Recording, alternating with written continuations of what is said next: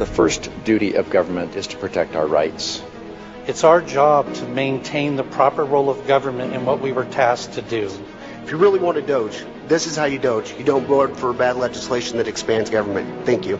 Now we're talking about taxpayer money, and we're talking about accountability. It is their money. This isn't a government program we're actually spending on. We're actually giving it back to the people of Idaho. There's other options for making our ballots more secure, such as using watermarks or putting holograms on the ballots. And I think that that's what we need to look at more, is trying to get back to what we used to be, where our churches and our families took care of each other instead of relying on the state. I asked the question rhetorically, if we gave them another $1 billion, they wouldn't be happy. Well, we've given them $2 more billion, and it's not enough. We need to start making Idaho first. We need to start making America first. Other states like Texas and Florida have enacted similar laws to address illegal immigration, both locally and in their communities. And Idaho has the right to protect itself when the federal government has failed to do that. COVID presented us with quite the enigma. We didn't really know what it was or what to do, but that is no excuse to violate the rights of the citizens of the state of Idaho. Say vote no on this and let the teachers teach and quit bringing in coaches to teach the teachers to teach, and let's get education going again in Idaho. I don't know what's coming after this current administration for the feds, and we need this law because our federal laws on immigration have failed. Mr. President, I think it's incumbent upon us to allow parents to use their hard-earned dollars to provide what's best for their children.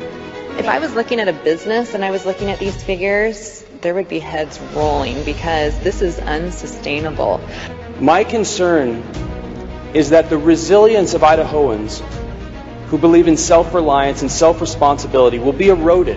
We need to be protecting our First Amendment rights, not inventing ways to slowly chip away at them. The First Amendment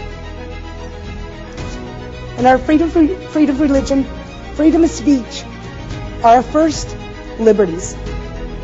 They are so important. We don't have the rest without them. Yeah, watch it.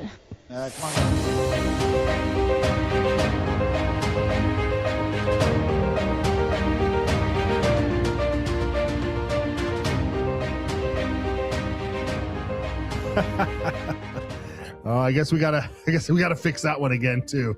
Anyway, good morning, everybody. A little behind the scenes action going on here this morning. It's February 16, 2026. Welcome to Idaho Signal. My name is Matt Edwards. And if you woke up in New York City this morning, Manhattan, you woke up to a new day, a new dawn, as apparently they are blasting the Islamic call to prayer across Manhattan.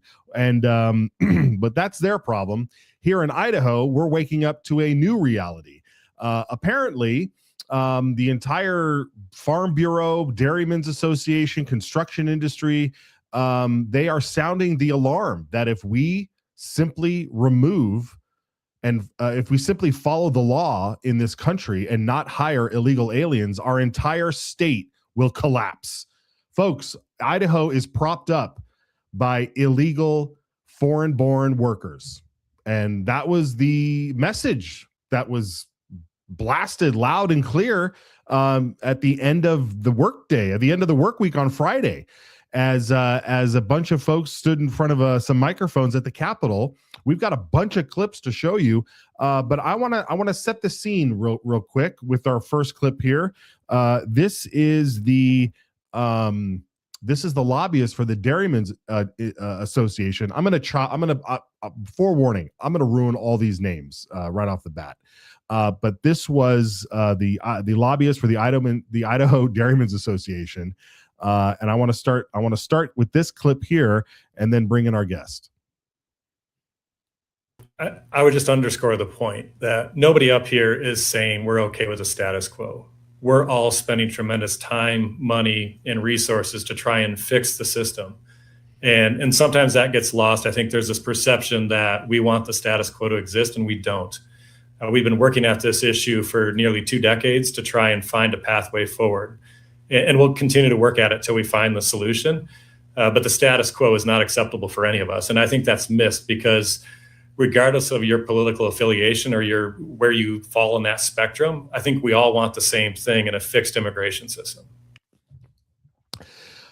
Michael Angeletta is the part of Secure Idaho. He joins us now. This is the big issue for their organization, and Michael, this grassroots organization.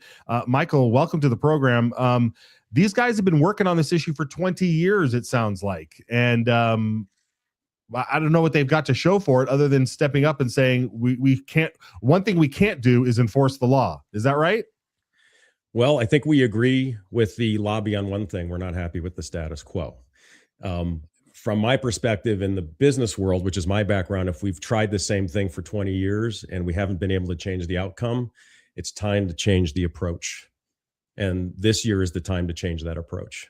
Yeah, it absolutely is. So I want a bunch of clips here I want to throw to you. But one of the things, basically the first thing they did is they wanted to prop up all of this fear and all of the worry that they have based on this study that was done. And so I'm going to let them kind of explain the study. We want to have full transparency here. We want to know exactly where they're coming from, and we want to be able to knock down their arguments and show, just like you just said, it's time for a new way. So let's listen to just a little bit here of the introduction of what this study was all about. Let's do study one, guys. Supply chain is currently dependent on the productivity and output of those undocumented laborers. We use as our economic-based model a data system called IMPLAN, and our focus was on the near-term consequences of removing a significant portion of that undocumented labor. I want to talk for a moment just about what that means from a supply chain issue. If we reduce the number of laborers on dairies, dairy output will have to be curtailed. That reduction in dairy output, reduction in milk production, will lead to places like Chobani not being able to expand because they won't have access to the milk that they need. The same story can be told with potatoes, with barley, etc. I emphasize again that we're talking about near-term consequences, not structural changes in the economy. Those are long-term consequences that would occur as the economy restructures to accommodate the constrained labor market. Currently, the members of this alliance, the construction, hospitality, and food services, and our agricultural sector here in Idaho support roughly 31 to 35% of our entire economy.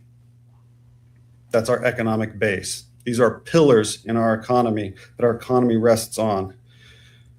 Our baseline scenario removes 50% of the estimated productivity directly associated with the undocumented laborers in each of those industries. So 45% reduction in dairy output, 25% associated reduction in dairy processing, 22.5% reduction in all agriculture, and an additional 5% reduction in agricultural processing, 13% reduction in residential construction, and 10% reduction in hospitality and dining services.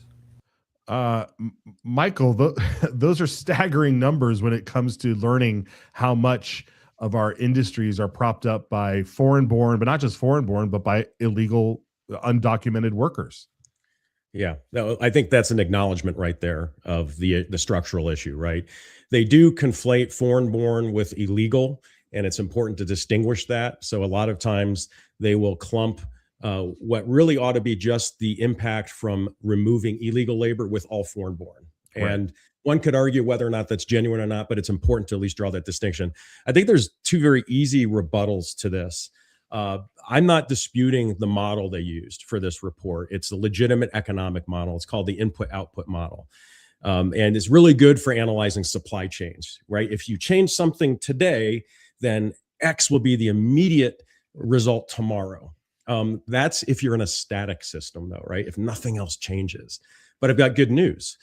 We actually can look to other states that have implemented legal labor enforcement, essentially E-Verify, and we can look at what happened to those sectors that these lobbyists are supposedly defending.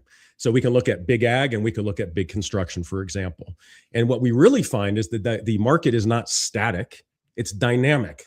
So when you actually start enforcing labor, the market adjusts. So wages change, they typically go up. Labor movement happens. So people that are in one sector move to another sector. Sometimes if they live in one state, they move to another state if there's a demand with high paying jobs. The industry itself starts to innovate. So they change the entire structure of the business and become more efficient and better. So I would argue that if we look to other states, we have real live examples that this ecosystem is A, dynamic, and B, when you do implement labor enforcement like E-Verify, the markets adjust, and guess what? They get stronger. Right. Yeah. You mentioned on an article that you published on X and so forth regarding what's going on in Arizona, and I want to get to that in just a second. But first, the point you just made is great, because they're lumping all of this into this foreign-born, and there are plenty of foreign-born folks who are here legally utilizing, whether you agree with it or not, they're utilizing this H-2A program. So guys, let's take a look at this is Steve Martinez, I think, from the he represented the construction industry, I believe. Here are some of his numbers. Let's watch this one. Steve Martinez with the Idaho Home Builders Association. It's an honor to be here today. One of the things I am very, very passionate about affordable housing. One of the things that is plaguing not only the country, but our state, as somebody that is born and raised in this beautiful state, it's very frustrating to see that the average age of the first-time home buyer is 40 years old. That's a terrible stat. I go across the country, I go across the state, I advocate on behalf of affordable housing at every level. One of the components to affordability is the labor input that we put into the homes. About a third of our workforce is foreign-born. Now, foreign-born could be here legally, illegally, temporarily. It could be, anybody that's here that was not obviously born of this country. And so when I talk about foreign-born labor, it's a broad spectrum. And so a third of our industry, a third of our labor force is that foreign-born labor.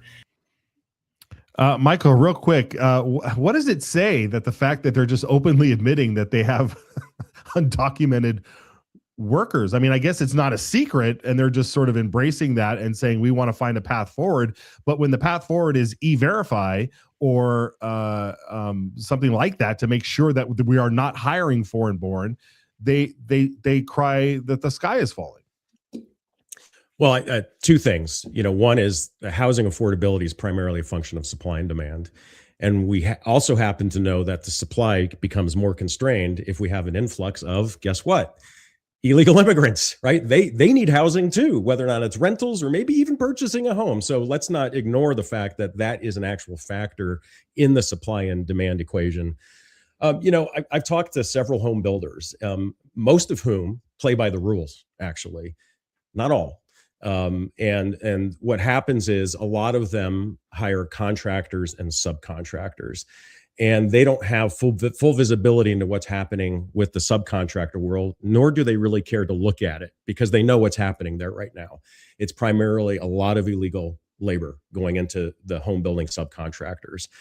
And so structurally, we know there's a flaw with the business model.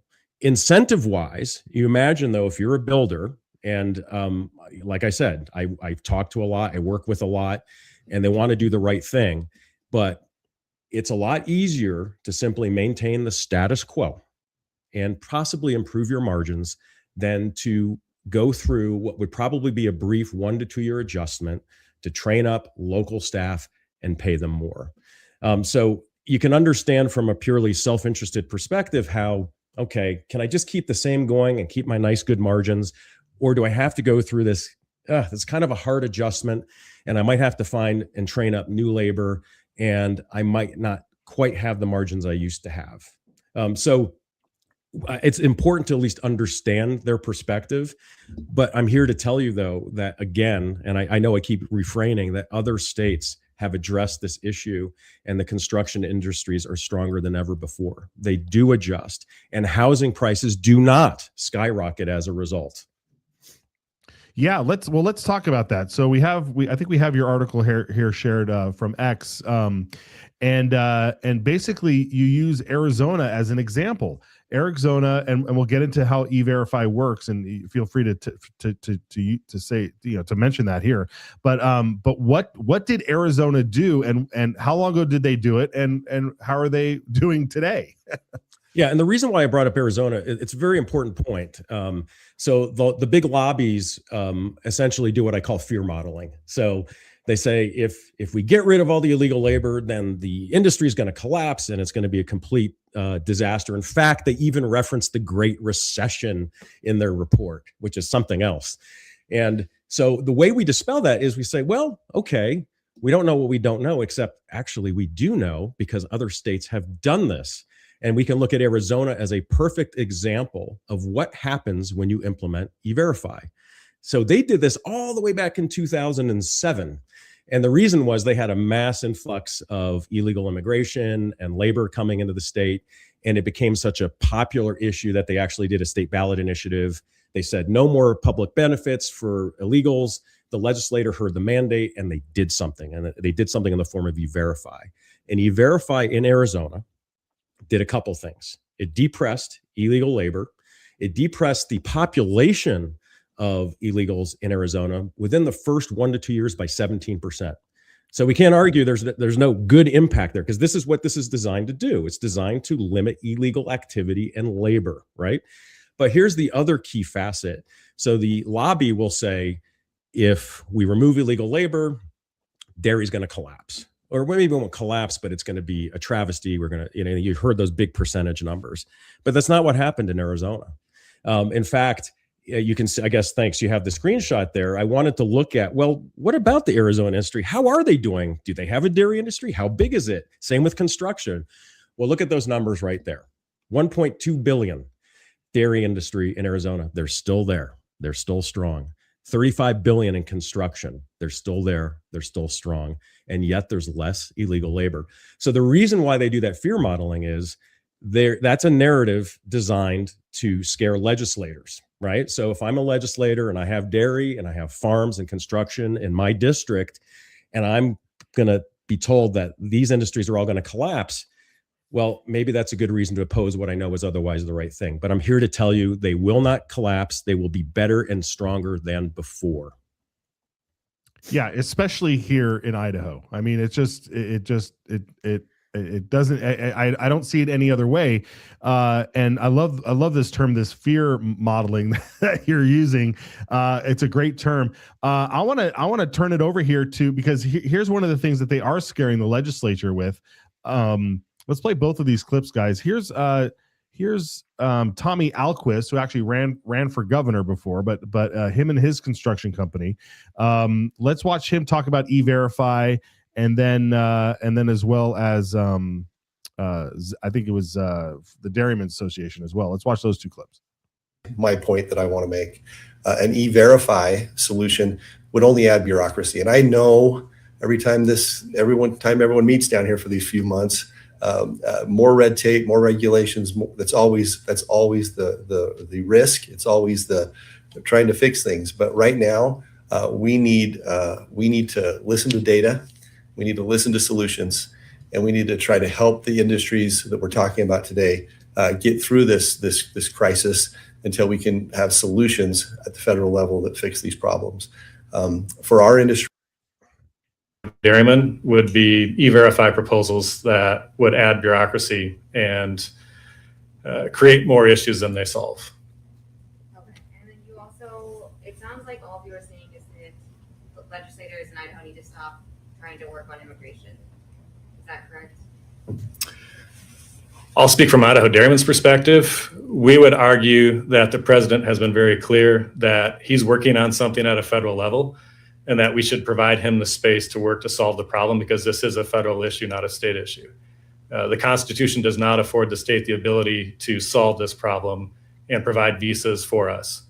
As Zach outlined, your seasonal workers, or seasonal agriculture, they have access to the H-2A program. Year-round agriculture and other industries, we don't have a visa program. And we need to provide the president space to work on fixing that problem, as he stated he is doing. Michael, so not only should we not use E-Verify because it's too cumbersome, but this isn't even our position or our responsibility. This is the federal government's responsibility. So it begs the question, what have they been doing the last 20 years? But number two, can you just start with how easy and what the pitch is for using E-Verify? Yeah.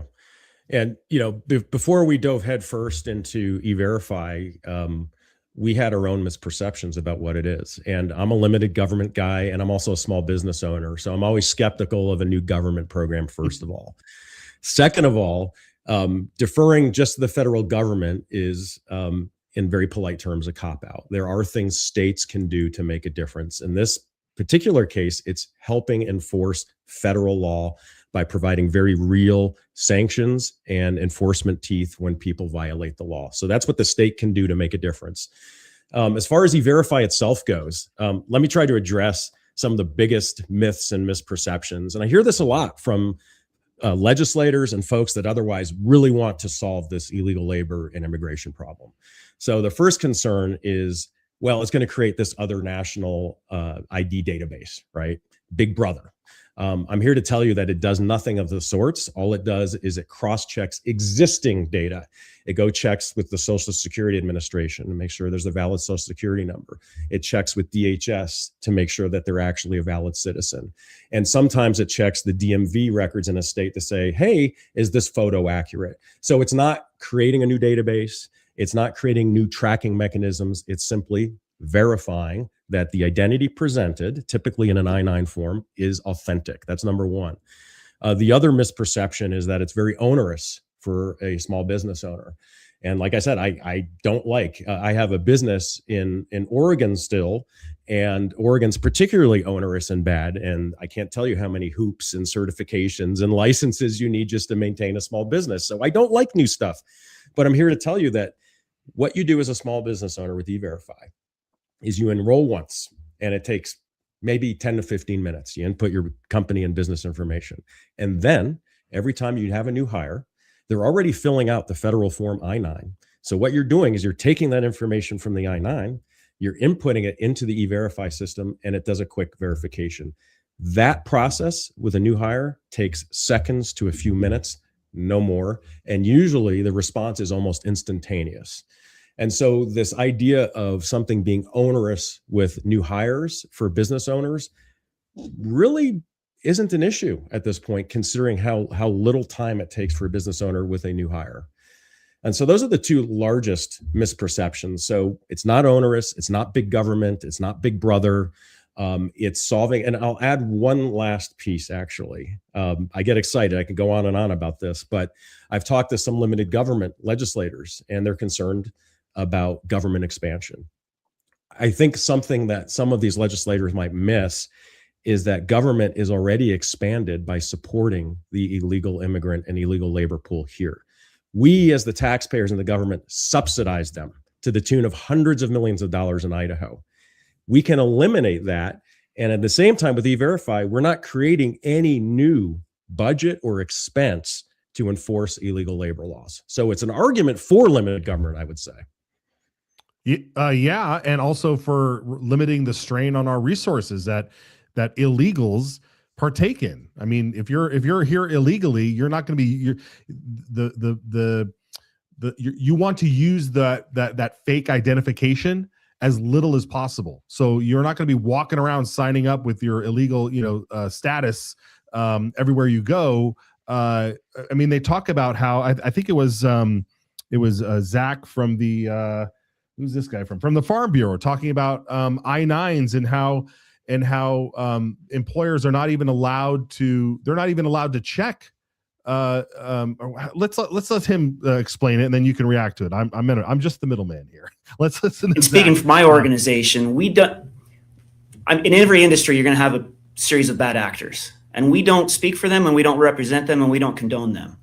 But what we know by and large is if you go to any one of our farms and you were to look, you would see I-9 forms on every employee that came through the door. You would see proper documentation. There's too many risks on the line for the farmers to run that type of a risk generally. The challenge is you're a farmer and you're not legally allowed If you're given documentation, you're not legally allowed to challenge that. In fact, there was a lawsuit years ago in which an employer did that very thing, and they lost and had to pay significant fines for violating civil rights. So you go on most farms, and again, I emphasize most because and the ones that don't, we don't represent them or condone them, but our average farmer, our general farmers and ranchers, if you go, they're no different than any Main Street business. They try and follow the law. If you're given a regulation, if you're given more red tape, they complain about it, but they comply with that. I hope that answers that question. Michael, it sounded like he was advocating for E-Verify because he's saying they fill out these forms and we're not allowed to check them. Well, isn't that what E-Verify is all about? That's exactly what it's about. And I'm here to also address one other concern I heard from a senator in another testimony for another watered down E-Verify bill by Mark Harris. And it was Kelly Anton, and he asked a very important question that we can address right here and right now. If an employee fakes their paperwork, right? They fake their driver's license, they fake their social security number, and somehow it gets verified with E-Verify. I want to tell you that the employer is not liable for an employee committing that kind of fraud. It's never happened in any of the E-Verify states. It would not happen in Idaho as well. So the risk for the employer is only a risk if they knowingly hire an illegal employee. I want to be very clear about that. So I think you're absolutely right. This mitigates the risk.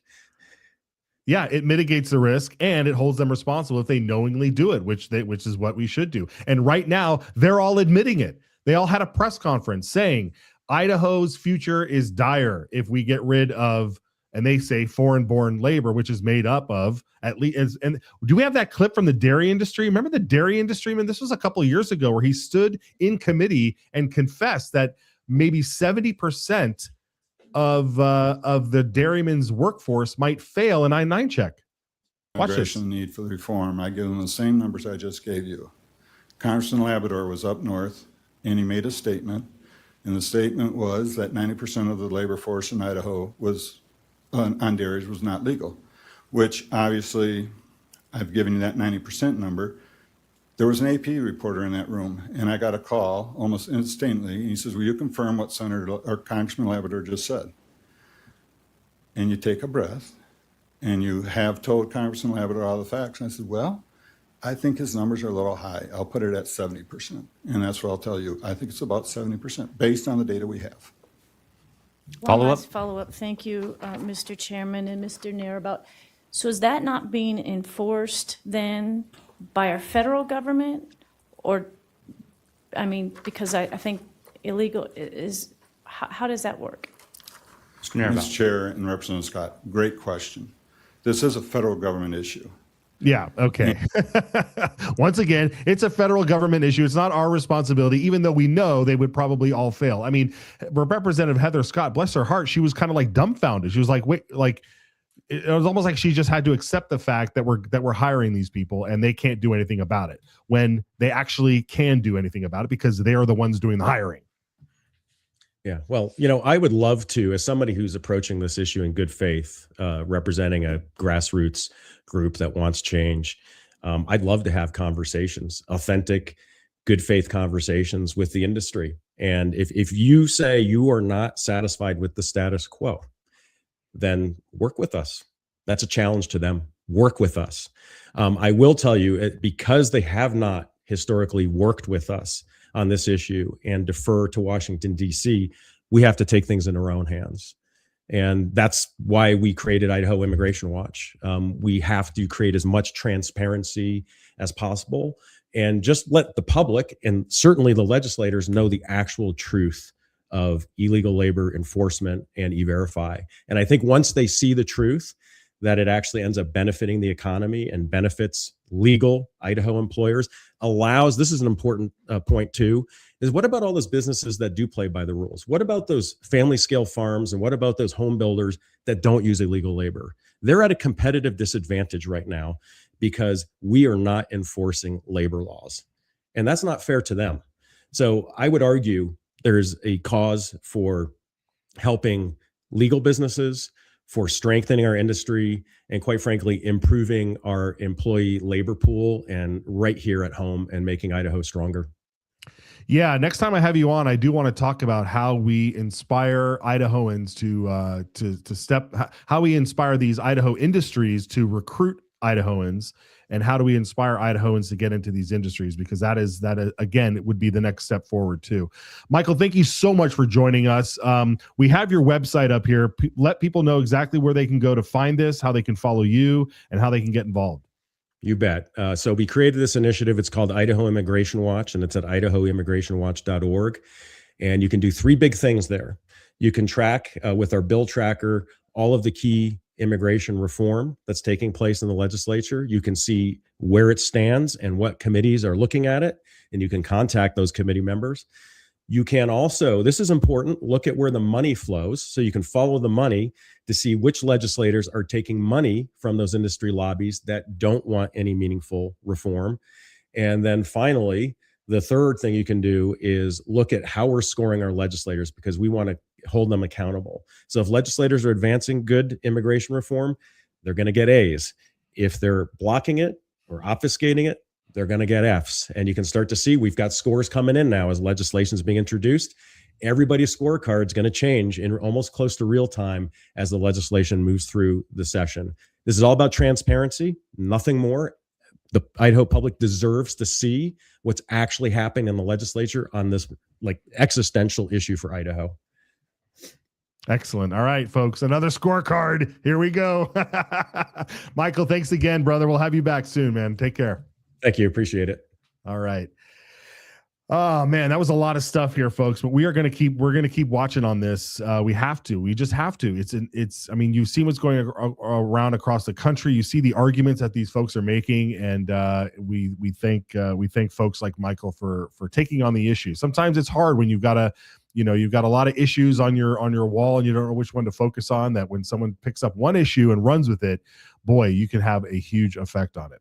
All right, folks, it's the top of the hour. Let's take a break. We'll get you caught up on what was going on in the House and Senate today. And I know that I don't know if the debate is still going, but we'll check in. We'll be right back.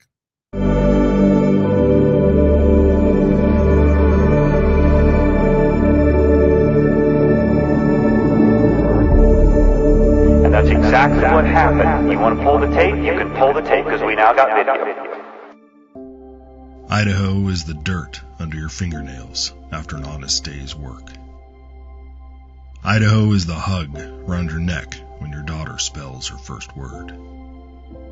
Idaho is the written word of the law, steadfast and impartial, guarding liberty for all. Idaho is the family rifle passed down, a legacy of protection and the right to stand firm. Idaho is the echo of your own voice, unshaken and free, standing tall among a world silenced. Idaho is the home that's built to weather storms, not empty wallets. Idaho is the quiet trust between a patient and healer, unbroken and sacred. Idaho is the hymn carried by the Spirit, gathering neighbors together in faith and purpose. Idaho is the laughter around a campfire, a family's bond growing stronger with every word. Idaho is the pioneer's will, firm and clear. We govern ourselves, free and unbound. Idaho is what America was. Let's keep it that way. Ask your legislator to sign the Citizens Alliance of Idaho pledge to preserve our shared values. We ride together. All right, folks, we've got debate happening on the House floor. House Bill 607, Protecting Privacy and Safety in Public Buildings Act. This actually makes sure that public buildings with facilities set aside for men and women are kept to men and women. And Representative Ben Furryman is up here debating the bill. Let's dip in for a little bit and listen to this debate. John 14.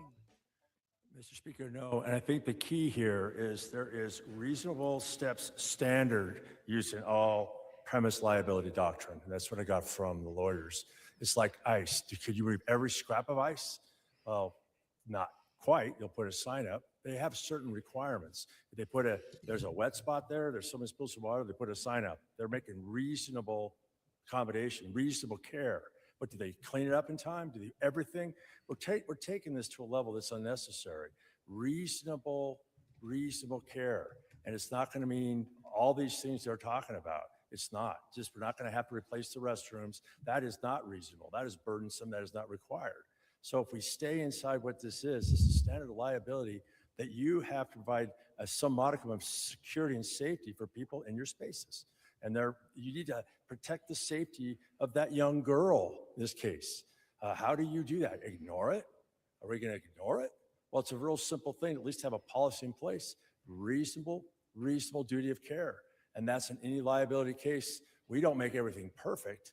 And the whole thing about prohibit, I'll reiterate that. We're prohibited from doing lots of things. And we don't have people watching me outside so I'm not beating somebody up on the hallway because it's prohibited. You know, we're going down all these lanes that don't make a lot of, it's not necessary. It's just we're trying to focus to keep that individual, that person that is the most vulnerable is safe. And that's all we're trying to do. There's no rate risk to any of this. And if someone goes, I'll reiterate this too, if they go in there and you don't have to check if they say you're not supposed to go in there anyway, that's not a problem for you as a business. That is not your problem. That is not a problem until that person in the restroom is scared or freaks out or whatever, comes out, hey, this person did this to me.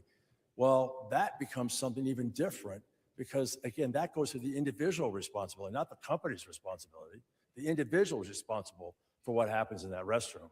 So the company is not. We're just trying to remember what is the best thing about this. Dudes going into the shower with your 17-year-old girl is not okay. That's the bottom line on this. That's what it is. We don't need men going in and joining women. As a father, that is unacceptable. We need to provide this, and all this is very reasonable. And by the way, there's 10 states have done this law already. I was reported 10 states, so we'd be number 11. So we need to get this reasonable care locked down. I think it's by all liability standards. I think we're set. The good gentleman Gentleman from 30. Will the good gentleman yield to a follow-up question? Gentleman, yield to follow-up question. Yes. I applaud the good gentleman, and I couldn't agree more with your premise and your intent. But intent and reality are two different things. So I apologize, but I don't think you answered my question. If a business locked their bathroom doors, requiring me and all of their customers to get a key in order to use them, would that be considered reasonable care? Gentleman 14. That would be extraordinary care, actually. Extraordinary care. That would be, and they do that in all the restrooms now when you go to the gas station. So I guess you're right on that one. Gentleman 30. Further debate on the motion. Gentleman 7. Thank you, Mr. Speaker, to debate. Gentleman has the floor. Ladies and gentlemen, I'd like to point you all to the exemptions of this bill, which there are many. I think we are getting a little into the weeds of what this bill will actually do and what it won't actually do. It's a pretty basic bill. Most buildings already in existence, most businesses in existence already fall into the rules of this bill. You have men's rooms, you have women's rooms, you have single sex, you have dual sex, you have family, you have single use, you have all these things. Most of them are covered by the exemptions. Law enforcement's exempted. If there's an emergency, if there's only one bathroom available, then that falls into the exemption that you can go into the other bathroom as long as you make sure there's not somebody of the other sex in the bathroom. This doesn't create new standards for building bathrooms. It doesn't require you to expand bathrooms. Most small businesses have a single-use toilet anyways, and they're labeled for both sexes. That's covered under the exemption of this bill. This is a simple bill that protects women, protects men, protects everybody in their privacy. It's not just about being in the shower. Some people are not comfortable being undressed in front of anybody, let alone somebody of the opposite sex.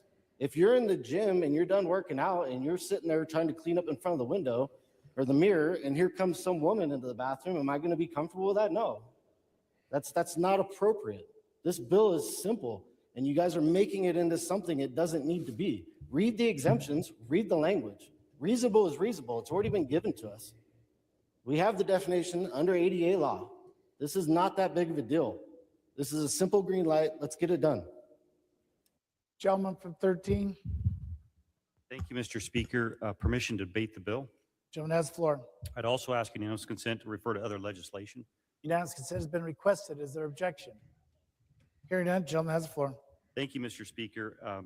Members of the body, we passed Senate Bill 1100 a couple of years ago that dealt with this particular issue in regards to K-12. And we were told some of the same things during that debate, that there's going to be a litany of lawsuits and this is not going to work. To date, there's been one lawsuit. It is in the Boise School District.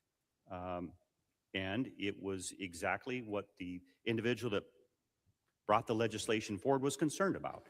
And so they're going to litigate that in the courts. So this is not going to lead to a bunch of frivolous lawsuits.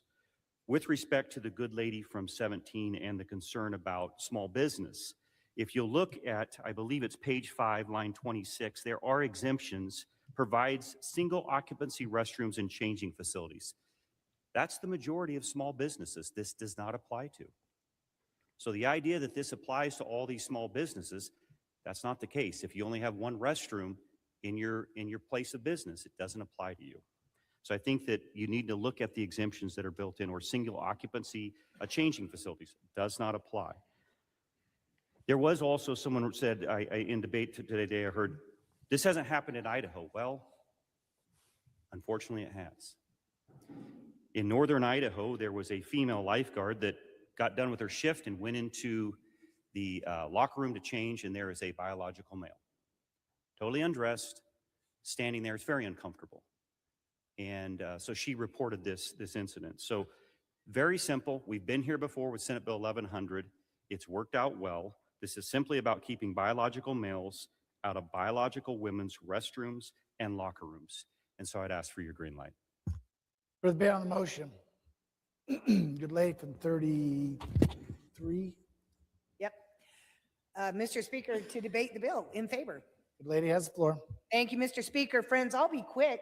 I thought the good gentleman from 13 was going to also include the Women's Privacy Bill 264 that I brought last year. If you recall, it also did almost the exact same things and extended that to the universities. And that would be the universities, including when you go to a game at Boise State and you've got the bathrooms, just like the high schools. If you go to a game and you have the stadiums, a lot of, like even in Idaho Falls, we have a stadium. In 2023, when that bill was passed, as you know, the Ninth Circuit upheld that with all the exact same arguments that you've mentioned. And then last year with this bill, it went to the federal district court. Guess what is upheld? Let me remind this body also, we passed last year 264 on a 61-9 vote. This is a good bill. For debate on the motion. Hearing none, with the gentleman from 10 care to close debate. 14, excuse me. Gentleman 14, clear to close the debate. Yes, Mr. Speaker, those are some great points. I want to bring up a point about the last bills we have and past litigation.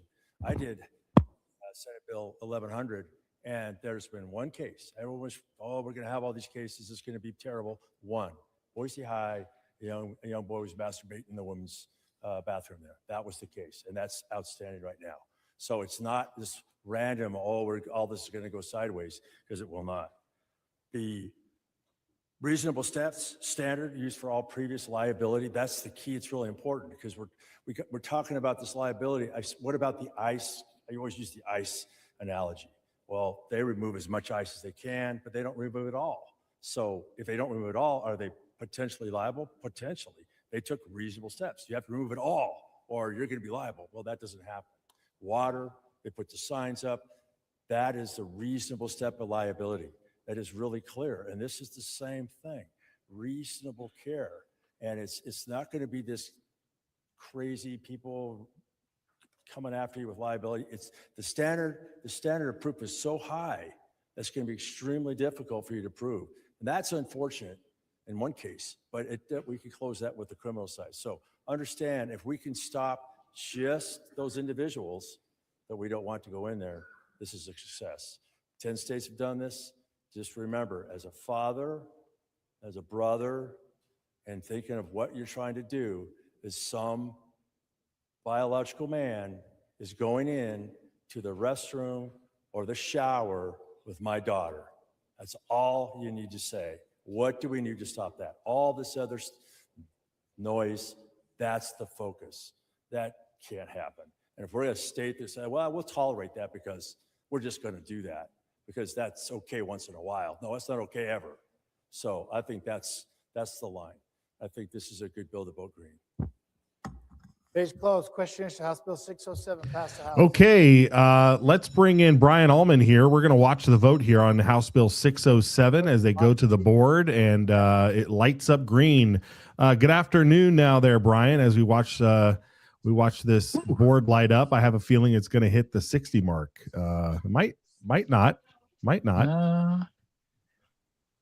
Well, 59 would be a Has every member party voted? line vote. So 56 is pretty close. We got Manwaring, Every member wishes to change Nelson, their vote. Garner, Watch Cheatham are Republicans voting against it. Scott votes aye. Matthias votes nay. Thompson votes aye. Galaviz votes 61 nay. would be a party line. 56 party line ayes, vote, that is. 13 nay, 1 absent, and excused. Majority having voted in favor of House Bill 607. Yeah, there it is. All right. Well, just like let's bring the vote. We'll keep an eye on the House here. They might just adjourn rather quickly, and we'll see how it goes. But what are your thoughts on this bill? I mean, it's a great bill. I mean, it's just clamping down on all of this nonsense, right? You're right that it's nonsense. There's way too much nonsense these days. It's pretty ridiculous that this is something that has to be debated in the Idaho legislature in the year of our Lord 2026. But that's the world we find ourselves in, where we have a very small number of it goes. I guess it goes both ways, but it's really the men who want to dress up as women and then go use the women's rooms because there's this very specific, I don't know if you call it disorder or fetish, where some men they derive pleasure from pretending to be women and then having other people validate that and doing it in public.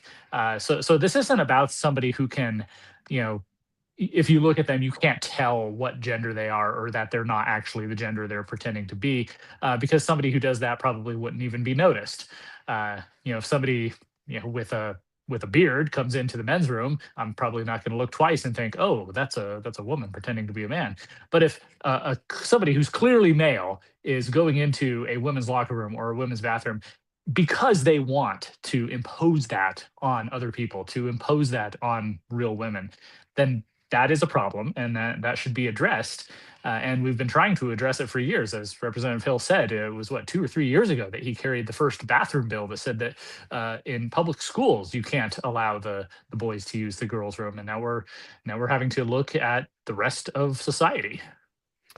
Yeah, it really boggles the mind that we do have to waste time on this, but it kind of just shows that there's still work to be done, unfortunately. Yeah. And at least here in Idaho we've got 50. This one was a 56, which is pretty good. We got a 56er on the board that's for pretty something solid. like this. Four or five Republicans, are confused about the issue. Hopefully, they'll come to their senses at some point. Now, some Representative Hill brought up several times there. He was talking about the duty of care. While we were watching, I was doing a quick overview of that concept. It's very old. It goes back to English common law.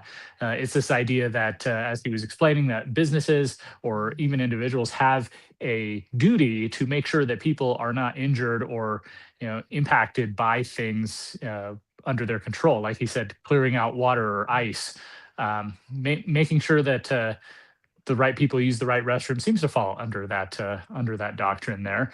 I was just going to say, and this gives more protections for the business. If the business says we're not going to allow men to use the women's restroom because we don't want to be held liable in case something should happen, you have to respect that. It's just, sometimes businesses don't even allow you to use the restroom because their insurance doesn't cover the public. It only covers the employees who use the restroom. And so you see businesses get in trouble all the time when someone walks in and says like, can I use your restroom? And they say no. And they go, but I really, really, really, really have to go. And they go, I'm sorry, you can't. And it sounds so inhumane. Oftentimes, usually businesses will say, okay, well, this one time because of an emergency, because they don't want to clean up the mess in the middle of the sales floor. But that being said, it is about liability, and it is about making sure that businesses are protected.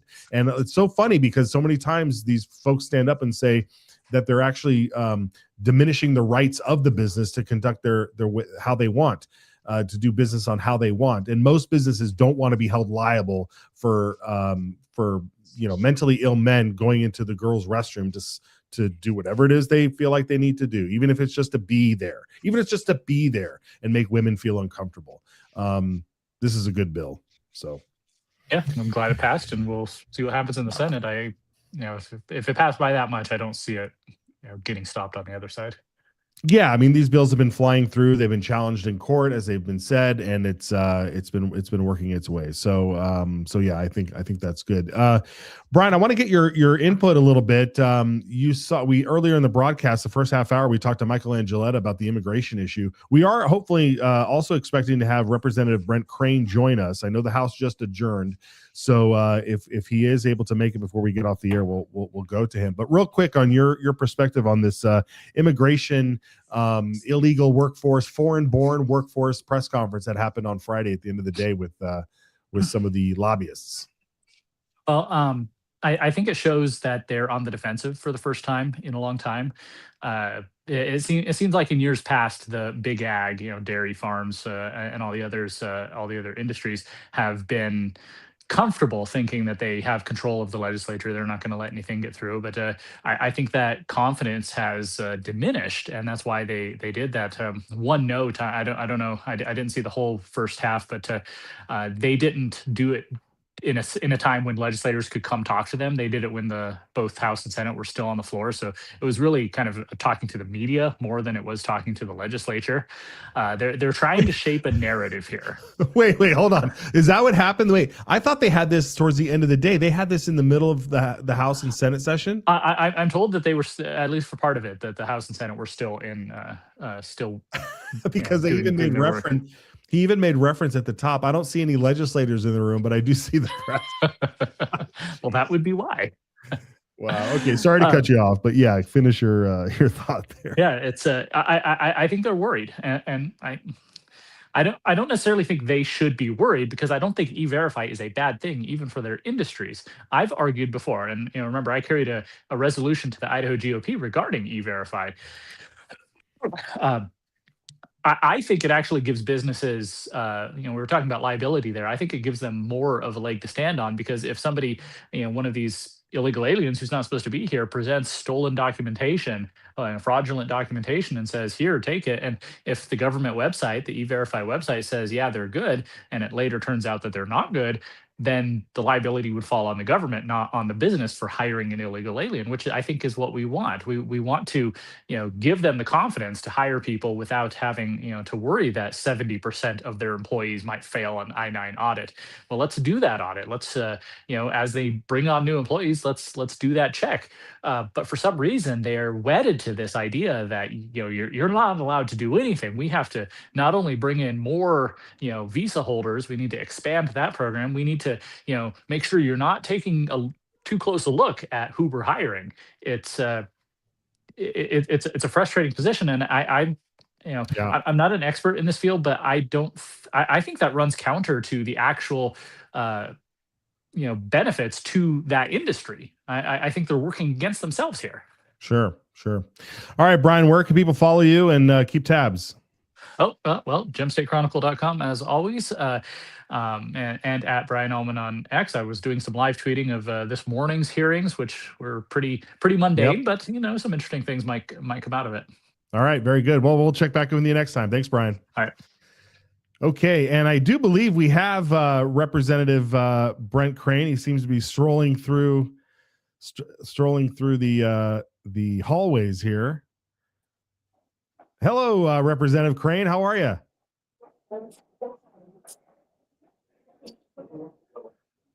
Well, maybe. Hey, Matt, I can't hear you. I'm assuming you can hear me. I can hear you. Yeah, I can. Are you headed to your office? Do you want to wait till you get there? Can't get this to work. Me log back in. Okay. Well, let's take him off screen and we'll have him come back. All right. We want to make sure he's taken care of. Yeah. Let's do a short break here. We'll see if we can get him on the line, and we'll be right back.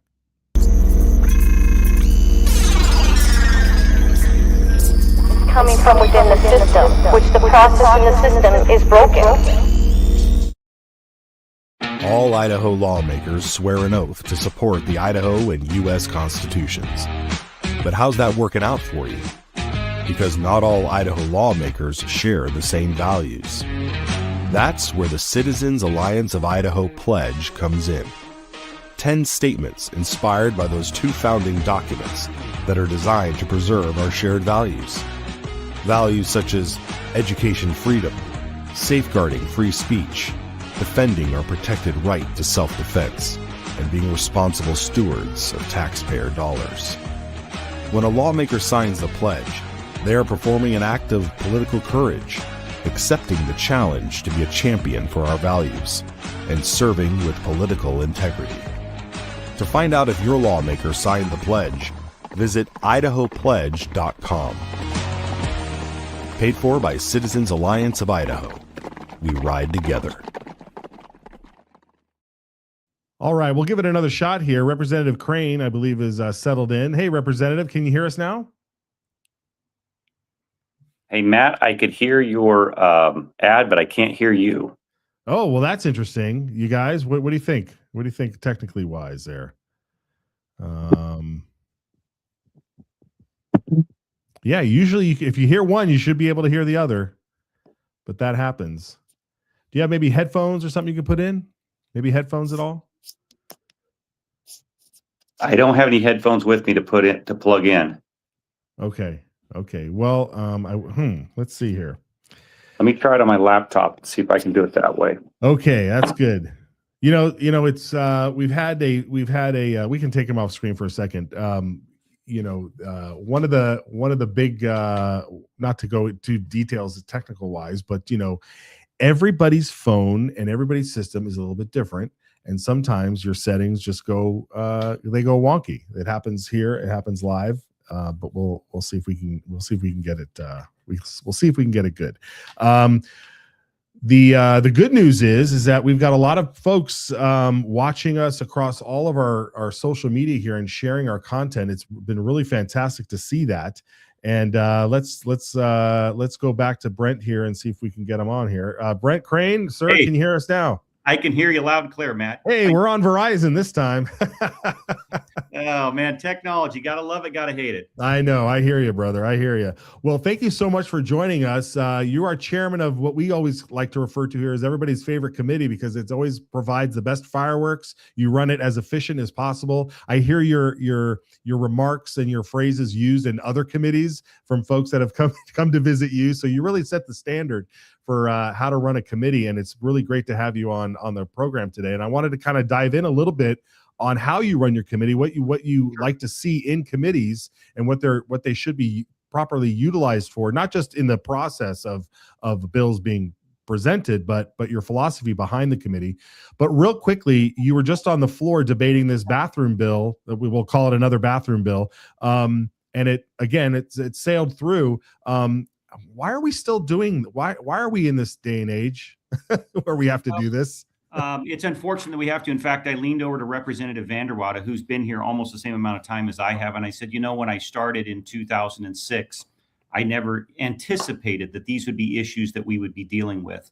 But I think that it's reflective of where our culture is at today. We are not being honest with people and saying to them, hey, if you're a biological male, you're a biological male. And if you're a biological female, you're a biological female. We're saying to them, you can be whatever you want to be. And so if today you're a biological male and you feel like being a female, well, then shoot, you can do that. And that's patently false. It's a lie. And it's unfortunate that we have folks, even in the medical community, that are purporting that lie and perpetuating that lie instead of being honest with these individuals and truly getting them the help that they desperately need. Yeah, well said. Well said. Well, again, we're glad it passed the House and it's making its way over to the Senate, where it should do like the others have as well. So, all right. So let's get to the House State Affairs Committee. Give us a little bit of background on what that means. What is this? What is state affairs? Because again, it's you kind of have the bills that make a lot of the headlines. Sure. What is the philosophy behind having a House State Affairs Committee and how you run it? So what's behind it is they call them major committees, and that would be education, that would be health and welfare, revenue and taxation, finance and appropriations. And if it doesn't fall into one of those four categories, then it ends up in the State Affairs Committee. And so those are typically the hot topic issues: constitutional issues, gun rights, gay rights, abortion rights, voting rights. So anything dealing with those type of issues is what we see before House State Affairs. And what I observed in sitting on that committee for a number of years is I had a chairman in the past who almost liked to make a sideshow and a circus out of it, and really relished in trying to make it a sideshow, in my opinion, and a circus. And so when I took over, my desire was to create fairness and predictability and efficiency inside the committee process. And so that's exactly what we have done. Is everybody will tell me, they'll say, Crane, we don't always agree with you, but we always know that we're going to get a fair shake in your committee. And they're treated with dignity and treated with respect. And those are important factors that you have to have as a committee chairman in order to make sure that it runs well. And then I also tell them, hey, just give us the facts, ma'am. These are emotional issues, and you try to keep the emotions out of it. And so if you're able to do that, then you can move effectively on these tough issues.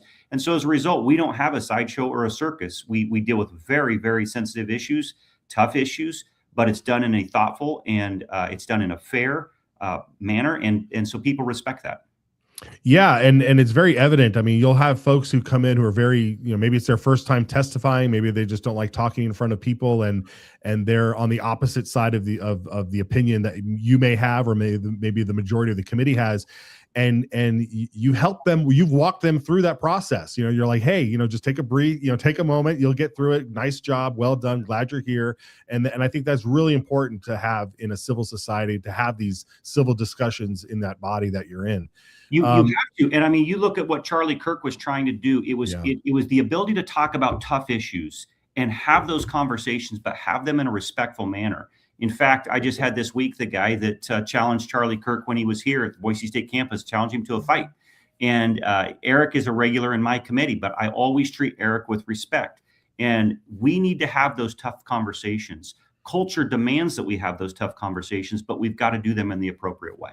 Yeah, well done. When you encounter some more of the colorful colleagues, folks who definitely have a voice, maybe outside, like on social media, or that they have they have the ability to just sort of spout off and really go at it, and they come into your committee or they sit on your committee.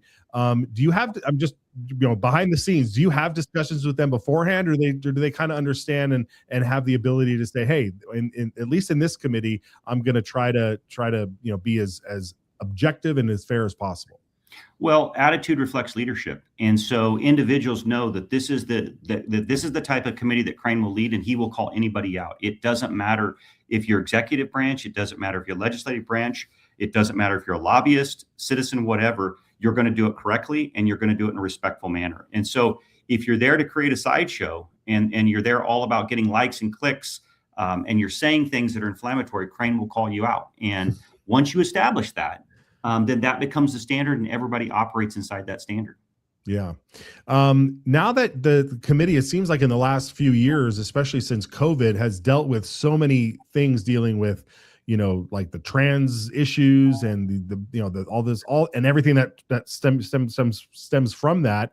Education committee deals with a lot of the more education stuff. But when it comes to just these social, the social conservative issues that the conservatives seem to be winning on as of late, with the tide turning in terms of wokeism and all of these terms. I mean, those are the things that really are permeating your committee.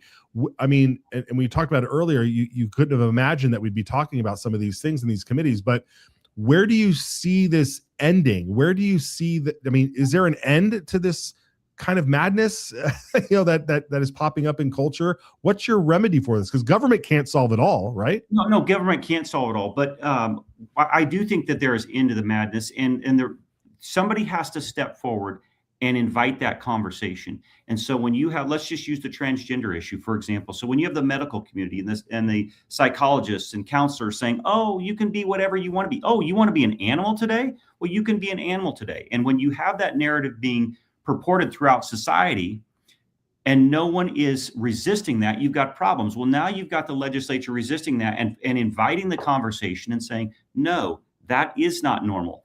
And as a result, you are seeing the tide shift and turn back the other way. You don't turn a battleship around overnight.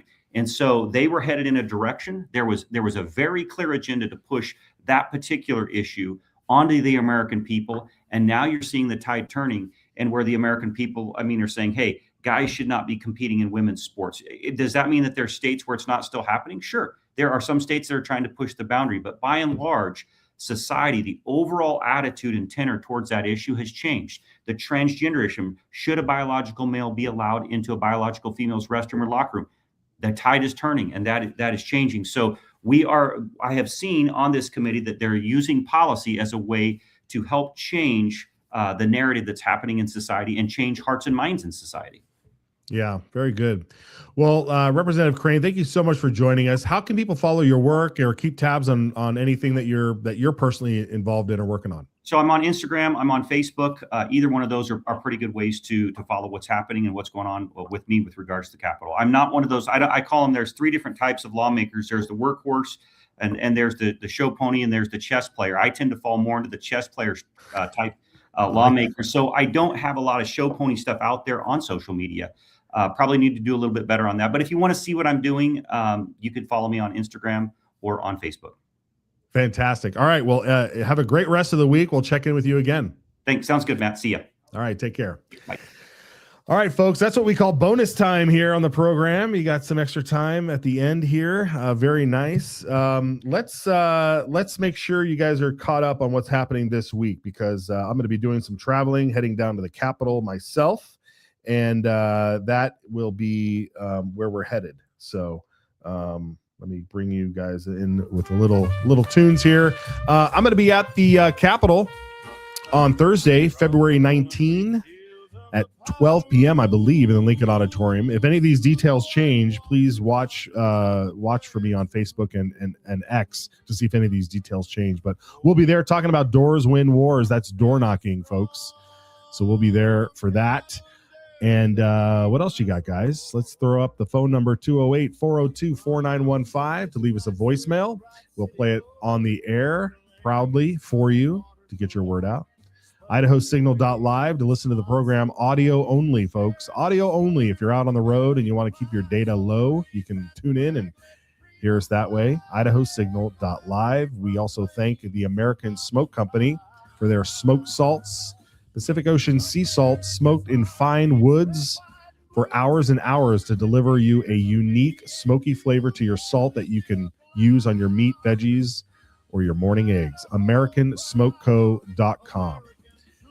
And happy birthday, Washington's birthday. Today is, they call it President's Day, but it's actually still technically the day off for Washington's birthday. So happy birthday, George Washington. Technically, it's the 22nd, but we celebrate it today. And can you imagine? What would he think about the fact that we are debating whether or not men should go into the women's restroom? Bizarre. Very bizarre. But we're trying, George. We're trying to get back. We're trying to get back, brother. All right, folks. We'll see you tomorrow. Enjoy your Monday.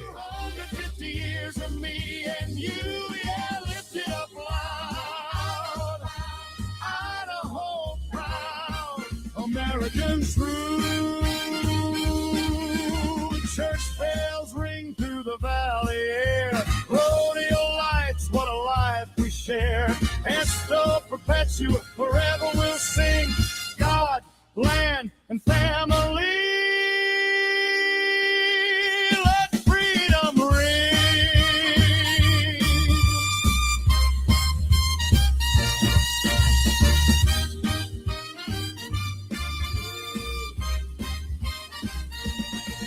So raise that flag, let freedom fly.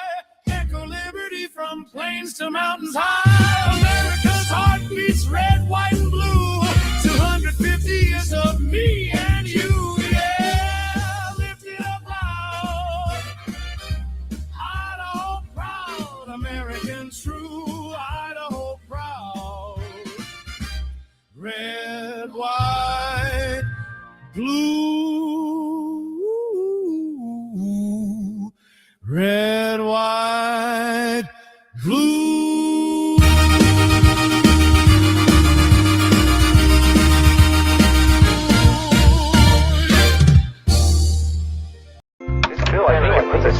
ground that says we have a sovereign right to protect what's ours.